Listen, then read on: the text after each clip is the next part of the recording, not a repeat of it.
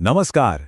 आज के इस विश्लेषण में हम उस वक्त में लौट रहे हैं जब आधुनिक भारत का नक्शा तय हो रहा था। नवंबर 1948 की संविधान सभा की चर्चा। ये कोई आम बातचीत नहीं थी। एक तरफ देश सदियों बाद आजाद हुआ था और दूसरी तरफ एक बहुत बड़ा सवाल मुंह बाए खड़ा था कि इस विशाल और विविध देश की सीमाएं आखिर तय कौन करेगा। आइए इस ऐतिहासिक कश्मकश को गहराई से समझते हैं। उस वक्त संविधान सभा के अंदर टकराव किस हद तक था, इसका अंदाजा श्री राज बहादुर के इस कथन से लगाया जा सकता है। उन्होंने कहा था, आज संप्रभुता जनता में निहित है। संविधान सभा की संप्रभुता असीमित और शुद्ध है। दांव पर देश का भविष्य था। क्या सीमाएं तय करने की शक्ति कुछ गिने चुने राजवाड़ों के पास थी या ये पूरी तरह से जनता और इस सभा के हाथों में थी? ये मुद्दा सच में पूरे सदन को हिला देने वाला था। भाग 1 गणतंत्र का निर्माण। उस समय भारत एक अखंड देश थोड़ी ना था।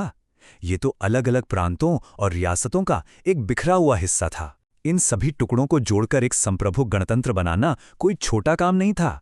इस कानूनी और भौगोलिक लड़ाई का सबसे मुख्य केंद्र था प्रारूप संविधान का अनुच्छेद 3।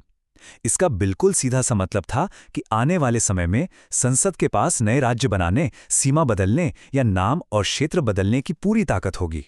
भविष्य का नक्शा कैसा होगा, इसकी चाबी इसी अनुच्छेद में थी।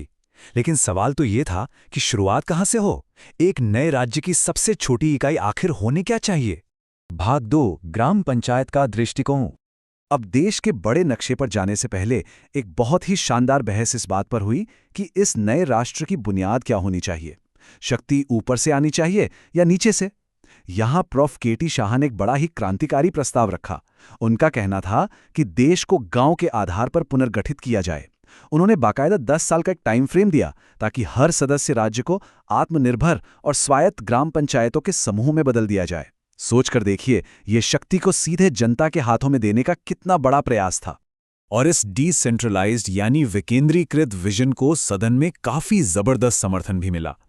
मौलाना हसरत मोहानी ने तो यहां तक कह दिया कि महात्मा गांधी के आदर्शों को मानते हुए इन्हें ग्राम सोवियत बनाया जाना चाहिए, जहां काम नहीं तो वोट नहीं का कानून चलेगा। बड़ी दिलचस्प बात है ना, एक ऐसी सरकार जो अपने आप में मुकम्मल हो। लेकिन डॉक्टर अंबेडकर के नेतृत्व में संविधान सभा ने इस ग्राम गणतंत्र मॉडल को ठुकरा दिया। उनका तर्क था कि एक नए नए बने राष्ट्र को मजबूत रखने के लिए शक्तियों का केंद्र में होना अनिवार्य है। गांव शासन की बुनियाद तो हो सकते हैं, पर पूरे देश को एक धागे में पिरोने के लिए एक केंद्रीकृत संघ की जरूरत है, बिल्कुल एक टॉप डाउन स्ट्रक्चर की। भाग 3 नक्शे को फिर से बनाना। गांव से आगे बढ़कर चर्चा वापस देश के मैक्रो लेवल नक्शे पर आई। मुद्दा ये था कि प्रांतों और राज्यों की सीमाओं को बनाया कैसे जाए। उस वक्त अलग भाषा और संस्कृति के आधार पर नए राज्यों की मांग इतनी तेजी से बढ़ रही थी कि सभा के सदस्य परेशान हो गए। राय बहादुर श्यामानंदन सहाया ने तो इन मांगों को एक महामारी तक कह दिया। ये थोड़ा हैरान करने वाला था कि आज़ादी मिलते ही अलग पहचान और सीमा की मांगें इतनी ज्यादा हो गईं और संविधान सभा को इन उमड़ती हुई भावनाओं को कानूनी रूप से संभालना था। इस पूरे असंतोष को रोकने के लिए डॉक्टर अंबेडकर ने सीमा बदलने का एक सटीक ब्लूप्रिंट सामने रखा। इसमें 3 मुख्य कदम थे। पहला, राष्ट्रपति की सिफारिश। दूसरा, जिनका नुकसान या फायदा हो रहा है उन प्रभावित राज्यों के विचार या सहमति। और तीसरा, तभी बिल को संसद में पेश करना। इस प्रक्रिया को जानबूझकर थोड़ा जटिल रखा गया था। भाग 4 अल्पसंख्यक बनाम बहुसंख्यक। अब इस ब्लूप्रिंट ने एक और नए और बड़े विवाद को जन्म दे दिया। सवाल ये था कि सीमा बदलने की शुरुआत आखिर करेगा कौन, राज्य या केंद्र? इसमें बहुत बड़ा पेच था। अगर शुरुआत राज्य की विधानसभा करती है तो खतरा यह था कि बहुसंख्यक लोग अल्पसंख्यकों की अलग राज्य की मांग को वहीं दबा देंगे, जैसे मद्रास में अंधरों की मांग या ईस्ट पंजाब में हरियाणा वालों की मांग। अगर राज्यसभा प्रस्ताव गिरा दे तो किस्सा वहीं खत्म। इसी वजह से डॉक्टर अंबेडकर ने शुरुआत का अधिकार केंद्र को देने का जोरदार समर्थन किया, ताकि अगर स्थानीय स्तर पर किसी की आवाज दबाई जाए तो वो सीधे राष्ट्रपति के पास जा सकें। एक बहुत ही सोच समझकर बनाया गया संतुलन। भाग 5 संप्रभुता का विवाद।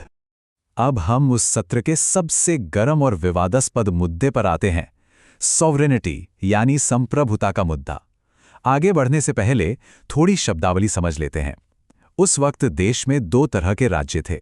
पहले भाग एक यानी पार्ट 1 राज्य, ये वो थे जो ब्रिटिश राज के सीधे अधीन थे, जैसे मद्रास। और दूसरे थे भाग 3 यानी पार्ट 3 राज्य। ये पुरानी भारतीय रियासतें थीं, जहां राजाओं और नवाबों का राज था, जैसे ट्रैवनकोर और मैसूर। अब हुआ ये कि डॉक्टर अंबेडकर ने अपने नए संशोधन में इन दोनों के बीच एक भारी कानूनी फर्क पैदा कर दिया। अगर पार्ट 1 प्रांत की सीमा बदलनी हो तो वहां के विधानमंडल के सिर्फ विचार जानने जरूरी थे, सहमति नहीं। लेकिन अगर पार्ट 3 रियासत की सीमा बदलनी हो तो उनकी पूर्व सहमति यानी प्रीवियस कंसेंट लाजमी कर दी गई। ये एक ऐसा दोहरा मापदंड था जिसने सबको हैरान कर दिया। डॉक्टर अंबेडकर ने अपनी इस नीति को सही ठहराते हुए दलील दी कि पार्ट 3 की भारतीय रियासतें अभी भी एक हद तक संप्रभु हैं। जब उन्होंने भारत में शामिल होने वाले पेपर पर दस्तखत किए थे तो उन्होंने अपनी संप्रभुता पूरी तरह नहीं खोई थी। इसलिए कानूनी तौर पर बिना उनकी पूर्ण सहमति के उनका आकार या नाम बदलना संवैधानिक रूप से ठीक नहीं होता। भाग 6 जनता का विरोध। पर क्या सभा इतनी आसानी से मान लेती? बिल्कुल नहीं। सदस्यों ने इसका बहुत कड़े शब्दों में विरोध किया। एक ही आज़ाद देश में राज्यों के बीच ये अंतर लोकतंत्र के मूल सिद्धांतों के खिलाफ लग रहा था। पंडित कुंजरू ने अपनी कड़ी दलीलें पेश की। उन्होंने गिनवाया कि संविधान के अन्य अनुच्छेदों में तो केंद्र पहले ही इन रियासतों पर नियंत्रण रखता है, जैसे आर्टिकल 230 और 226, जहां संसद राष्ट्रीय हित में कानून बना सकती है। उनका सीधा सवाल था कि जब बाकी जगह संप्रभुता नहीं बचती तो देश की आंतरिक सीमाओं के मामले में इन्हें वीटो शक्ति क्यों दी जाए? ये छोटी रियासतें देश के विकास को हमेशा के लिए रोक सकती थीं। सभा में गुस्सा लगातार बढ़ रहा था। श्री राज बहादुर ने तीखा प्रहार किया। उन्होंने कहा कि रियासत की इस सहमति का असल मतलब जनता की सहमति नहीं, बल्कि उस शासक या राजा की सहमति बनकर रह गया है। सोचिए, आजादी के बाद भी सत्ता का प्रतीक राजा को माना जा रहा था, जनता को नहीं। ये कितना बड़ा विरोधाभास था। और इस विरोध में एक और आवाज जुड़ी, श्री एल कृष्णस्वामी भारती की। उन्होंने सीधे तौर पर डॉक्टर अंबेडकर के इस विचार को नखारिज कर दिया कि रियासतें संप्रभु हैं। उन्होंने स्पष्ट कहा कि एक नए गणतंत्र में ऐसी सोच रखना ही अपने आप में एक खतरनाक सिद्धांत स्थापित करना है। संप्रभुता तो सिर्फ और सिर्फ जनता की होती है। इस सारी गर्मागर्म बहस के बावजूद नतीजा क्या निकला? जब वोटिंग हुई तो सभा ने डॉक्टर अंबेडकर के उसी संशोधन को स्वीकार कर लिया।